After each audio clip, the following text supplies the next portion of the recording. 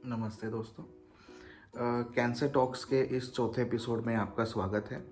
मैं डॉक्टर राजेश पटेल एक ऑन्कोलॉजिस्ट हूँ, यानी कि कैंसर का डॉक्टर हूँ, और नवी मुंबई के नेरुल सीवूड्स एरिया में मैं प्रैक्टिस करता हूँ। तो इस जुलाई 2020 में जो हम लोग ये कैंसर टॉक्स कर रहे हैं उसका ये चौथा एपिसोड है, जिसमें हम लोग देखने वाले हैं general tips for cancer prevention. इस एपिसोड को हम लोग ने मुख्यतः 4 हेडिंग्स के अंदर डिवाइड किया हुआ है। पहला है डाइट, दूसरा है एक्सरसाइज, तीसरा है स्किन सेफ्टी और चौथा है वैक्सीनेशन।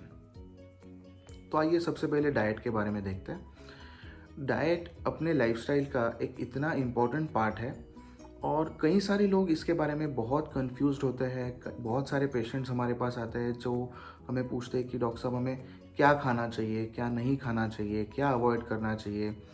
और ये कन्फ्यूजन इसलिए है क्योंकि इसका कोई एक परफेक्ट एक आंसर नहीं है, इसका कोई एक जवाब नहीं है। इसका एक आउटलाइन हो सकता है, बट आपको आपके शरीर के हिसाब से, आपके डाइटरी प्रेफरेंसेस के हिसाब से आपको आपका खुद का डाइट डिज़ाइन करना पड़ता है। तो आइए एक आउटलाइन देखते हैं डाइट का। सबसे पहले क्या नहीं खाना चाहिए इसके बारे में मैं आपको बताता हूँ। तो जैसे कि साइंटिस्ट ने देखा है कि रेड मीट जो होता है, जैसे मटन हो गया, बीफ हो गया या पोर्क हो गया, इसके ज़्यादातर कंजम्पशन से पेट के या बड़ी आंतड़ी या कोलोन के कैंसर का जो इंसिडेंस है वो काफ़ी बढ़ जाता है। तो हमें डेफिनेटली रेड मीट बिल्कुल अवॉइड करना चाहिए। दूसरा है प्रोसेस्ड मीट। प्रोसेस्ड मीट मतलब ऐसा मांस या ऐसा मीट जिसके ऊपर प्रोसेस करके उसको प्रिजर्व किया जाता है ताकि वो लंबे समय के बाद भी उसको कंज्यूम कर सके। तो जिसके अंदर काफ़ी सॉल्ट का काफ़ी प्रमाण होता है या प्रिजर्वेटिव्स का काफ़ी इस्तेमाल होता है। तो ऐसे मीट्स को हमें बिल्कुल अवॉइड करना चाहिए क्योंकि उसमें कई सारे हार्मफुल इंग्रेडिएंट्स मिलाए जाते हैं। रिफाइंड ग्रेन्स और होल ग्रेन्स का मतलब क्या है हम लोग देख लेते हैं। होल ग्रेन्स मतलब ऐसे ग्रेन्स जिनका कवर इंटैक्ट है, और रिफाइंड में क्या होता है वो कवर निकाल के फेंक दिया जाता है।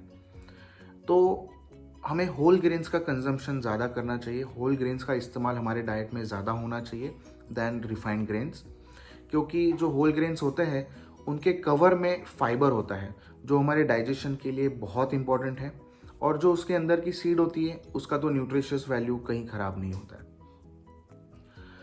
तो जो हमारी खाने की जो प्लेट होती है, एक डाइट प्लेट, एक आइडियल डाइट प्लेट कैसी होनी चाहिए, तो ऐसा कहा जाता है कि 2/3 या 2/3 जो हमारी प्लेट है वो प्लांट बेस्ड होनी चाहिए या वेजिटेबल बेस्ड होनी चाहिए, जिसमें कई सारे अलग अलग प्रकार के vegetables, green leafy vegetables, fruits और होल ग्रेन्स का इस्तेमाल हो।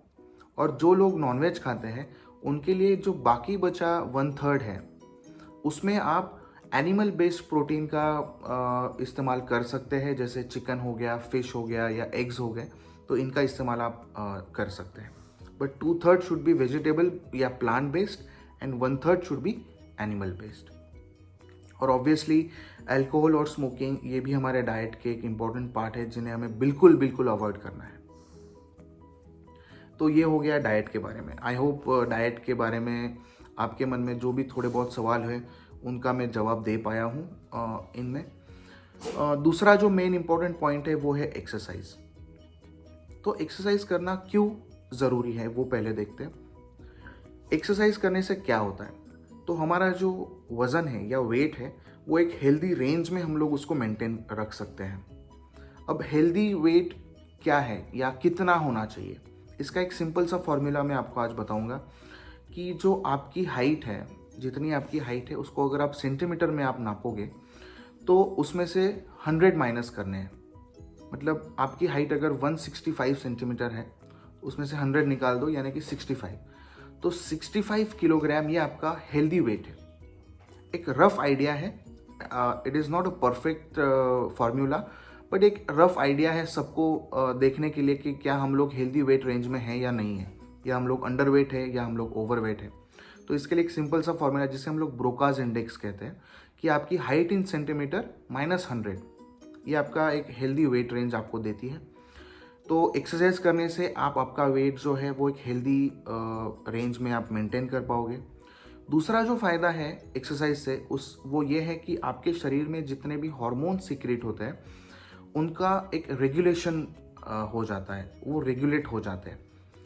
हार्मोन्स का जो इम्बैलेंस है, कम ज़्यादा होना जो है उस वो कई सारी बीमारियों को पैदा करता है शरीर में। उनमें से एक बहुत बड़ी या बहुत इम्पोर्टेंट जो बीमारी है वो एक कैंसर है। बट कैंसर छोड़ के भी और भी बीमारियां हैं जो हार्मोन के इम्बैलेंस की वजह से पैदा होती है। तो ये हार्मोन के सिक्रीशन को रेगुलेट करने का काम भी एक्सरसाइज से होता है। तीसरा बहुत इंपॉर्टेंट फ़ायदा है एक्सरसाइज का, वो है डाइजेशन में हेल्प करता है। अगर आपका डाइजेशन स्लो है तो जो चीज़ें हम लोगों ने खाई है उसमें से जो टॉक्सिक चीज़ें बाहर निकलनी चाहिए, वो अगर डाइजेशन वीक है तो आपके कोलॉन में या इंटेस्टाइन्स में वो ज़्यादा देर तक रहती है, और जिसकी वजह से आपको कोलॉन कैंसर या इंटेस्टाइनल कैंसर होने के चांसेस बढ़ जाते हैं।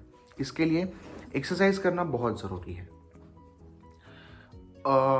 दूसरा एक चीज़ एक जो मैं आपको बताना चाहूँगा वो एक फॉर्मूला है जिसको हम लोग कहते हैं सिट लेस या कम बैठिए। जो लोग कहते हैं कि यार मैं सुबह 1 घंटा एक्सरसाइज करता हूँ और फिर दिन भर में 14 घंटे 15 घंटे बैठ के या कंप्यूटर के सामने मेरा काम है तो मैं हेल्दी हूँ, तो ऐसा नहीं है। आपको कंटिन्यूसली लॉन्ग आवर्स के लिए बैठना अवॉइड करना है। ज़्यादातर बैठ के जिन लोगों का काम है उनमें कैंसर का प्रमाण ज़्यादा देखा गया है। तो इसके लिए हम लोग को हर 1 घंटा, अगर हम लोग कंटिन्यूसली बैठे हैं तो हर 1 घंटे के बाद हमें उठ के 2 या 3 मिनट के लिए छोटा सा वॉक करना है या थोड़ा बहुत शरीर को एक्सरसाइज देनी बहुत ज़रूरी है। तो सिट लेस। और जो एक्सरसाइज हम लोग करने वाले हैं तो वो कितनी होनी चाहिए, कैसी होनी चाहिए, इसके लिए मैं अमेरिकन जो गाइडलाइंस है वो ये कहती है कि एक हफ्ते में either you do 150 minutes of moderate exercise या 75 मिनट्स ऑफ विगरस एक्सरसाइज। मतलब एक हफ्ते में 150 मिनट आपको मॉडरेट एक्सरसाइज करनी है या तो फिर 75 मिनट्स आपको विगरस एक्सरसाइज करनी है। 75 मिनट्स या 150 मिनट्स आप 3 दिन 4 दिन या 5 दिनों के ऊपर इसको डिवाइड कर सकते हैं। अब कैसे हमें पता लगेगा कि हम लोग मॉडरेट एक्सरसाइज कर रहे हैं या नहीं है, या विगरस एक्सरसाइज हो रही है या नहीं हो रही है? तो इसके लिए भी ऐसा कहा जाता है कि जब आप एक्सरसाइज कर रहे हो तब अगर आप बात कर पा रहे हो लेकिन आप गाना नहीं गा पाओगे, उतनी सांस आपके अंदर नहीं होगी। अगर आप गाना गाने की कोशिश करेंगे तो आपकी सांस फूल जाएगी। इसका मतलब है कि आप मॉडरेट एक्सरसाइज कर रहे हो। और अगर आप एक्सरसाइज करते समय कुछ शब्द या एक सेंटेंस ज़्यादा से ज़्यादा बोल पाओगे, लेकिन अगर पूरा कॉन्वर्सेशन आपको अगर किसी ने करने के लिए कहा तो वो आपसे नहीं होगा, आपकी सांस फूल जाएगी। तो इसे हम लोग कहते हैं विगरस एक्सरसाइज। तो 150 मिनट्स ऑफ मॉडरेट एक्सरसाइज या 75 minutes of vigorous exercise per week is very important to stay healthy. क्या सिर्फ बड़ों को एक्सरसाइज करना चाहिए? तो ऐसा नहीं है। बच्चों को भी एक्सरसाइज कराना बहुत ज़रूरी है। उन्हें बचपन से एक्सरसाइज की आदत डालनी ज़रूरी है। और बचपन में जो मोटापा होता है या चाइल्ड ओबेसिटी जो हम लोग कहते हैं, उसका आज जो प्रमाण है वो काफ़ी बढ़ रहा है, उसका इंसिडेंस काफ़ी बढ़ रहा है। और उसकी वजह से बच्चों को बहुत जल्दी कई सारी बीमारियों को सामना करना पड़ रहा है उनको। उनमें से एक बहुत बड़ी बीमारी कैंसर भी है, और बाकी की भी काफ़ी सारी बीमारियां जैसे डायबिटीज़ है, मेटाबॉलिक सिंड्रोम है, या चाइल्ड ओबेसिटी है। चाइल्ड ओबेसिटी खुद एक अपने अंदर बीमारी है जिसकी वजह से उनकी हड्डियां कमज़ोर हो जाती है, घुटने बहुत जल्दी या पीठ में, कमर में बहुत जल्दी उनके दर्द होना शुरू हो जाता है। तो बच्चों को भी एक्सरसाइज कराना बहुत ज़रूरी है। तीसरा जो आज का हमारा हेडिंग है वो है स्किन सेफ्टी। तो स्किन सेफ्टी मतलब जो सनलाइट है उसके अंदर जो यूवी रेज है वो हमारी स्किन को कैंसर कॉज कर सकते हैं। तो हमें हमारी स्किन को इन यूवी रेज से बचाना बहुत ज़रूरी है। तो जैसे हम लोग बचपन से सुनते आ रहे हैं, हमारे दादा दादी लोग भी मेरे दादा दादी लोग भी बचपन में कहते थे कि सुबह की धूप और शाम की धूप ये शरीर के लिए अच्छी होती है। तो ये scientifically also it is proven कि सुबह 10 बजे के पहले और शाम को 4 बजे के बाद जो धूप है वो आपकी स्किन के लिए अच्छी होती है। 10 बजे से लेके दोपहर के 4 बजे तक की जो धूप है उसको आपको अवॉइड करना है। डायरेक्ट सनलाइट आपके स्किन के ऊपर नहीं लगने देना है, क्योंकि इसके अंदर जो यूवी रेस का कॉन्सेंट्रेशन है 10 बजे से 4 बजे के बीच में वो काफ़ी ज़्यादा होता है और उसकी वजह से कई सारे स्किन कैंसर्स को बढ़ावा मिलता है, स्किन कैंसर्स का इंसिडेंस बढ़ता है। तो कैसे हम लोग प्रोटेक्ट कर सकते हैं?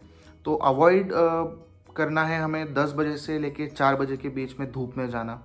अगर हमें जाना पड़ता है किसी काम की वजह से या हमारी वर्क की वजह से, तो हमें अपने आप को, अपनी स्किन को प्रोटेक्ट करना है। जितना हो सके हम लोग अपने स्किन को कवर करें, कैप या हैट का इस्तेमाल करें, ग्लव्स का इस्तेमाल करें, चप्पल की जगह पे हम लोग को शूज़ डालने हैं। और जो एक्सपोज पार्ट होते हैं, जैसे हमारा आँखें है, नाक है, या लिप्स के आजू बाजू वाला एरिया है, या चीक है, गाल है, तो इनको सबको हमें सनस्क्रीन से और लिप बाम से कवर करना है। अब काफ़ी सारे लोग कहते हैं कि सर कौन सा सनस्क्रीन यूज़ करें, कौन सा लिप बाम यूज़ करें। तो कोई भी सनस्क्रीन या कोई भी लिप बाम आप यूज़ कर सकते हो जिसके बॉटल के ऊपर आप देखोगे SPF लिखा हुआ रहता है। SPF होता है सन प्रोटेक्शन फैक्टर। तो जिन सनस्क्रीन और लिप बाम में SPF मोर देन 30 है, 30 या मोर देन 30 है, तो उसका इस्तेमाल आपको करना है, जिससे आपको अपने स्किन को यूवी रेस से आप प्रोटेक्ट कर पाओगे। चौथा जो आज का हेडिंग है वो है वैक्सीनेशन। लास्ट एपिसोड में हम लोग ने देखा, फीमेल कैंसर स्क्रीनिंग में हम लोग ने देखा कि फीमेल्स में या महिलाओं में होने वाला सबसे एक कॉमन कैंसर है वो है सर्वाइकल कैंसर या सर्विक्स का कैंसर। और जैसे कि हम लोग ने लास्ट एपिसोड में देखा कि ये सर्वाइकल कैंसर जो है वो HPV यानी ह्यूमन पैपिलोमा वायरस के क्रॉनिक इन्फेक्शन की वजह से होता है। और उससे बचने के लिए वैक्सीन आज अवेलेबल है। और ये वैक्सीन ना सिर्फ महिलाओं को बट पुरुषों को भी, मतलब बॉयज़ एंड गर्ल्स, लड़का और लड़की दोनों के लिए वैक्सीनेशन बहुत ज़रूरी है।